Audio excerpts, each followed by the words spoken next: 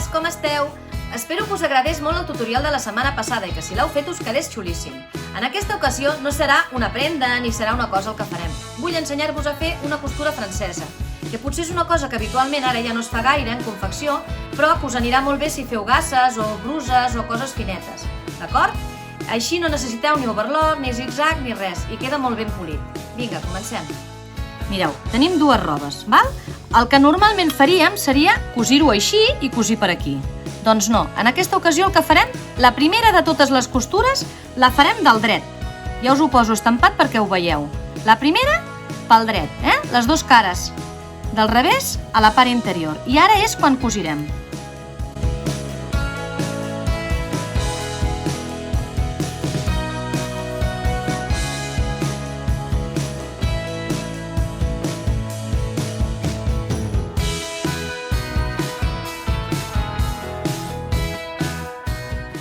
Penseu que aquest repunt ha de ser a mig centímetre com a molt d'amplada i el següent, que serà el que taparà aquest, és a 3/4, per tant, queda tapat del tot.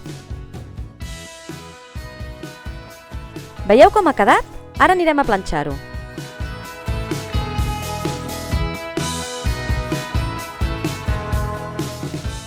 Ho doblegarem. Veieu com ha quedat? Ho doblegarem just al canto i passarem el repunt a pata.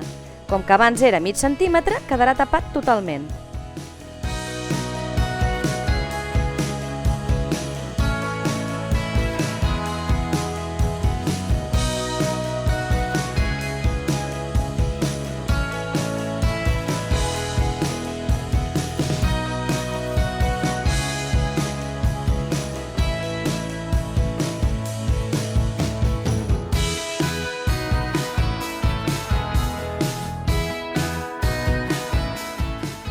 Veieu per què és important que el repunt de dins sigui més petit? Perquè en el moment que ho obrim no guaitarà res i quedarà totalment polit.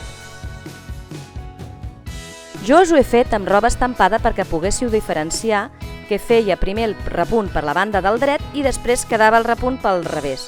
Però si ho feu amb gassa, amb qualsevol roba tipus seda, us anirà molt millor, sempre que no sigui una roba gruixuda. Si us ha agradat, doneu-nos like i subscriviu-vos al nostre canal, així no us perdreu res.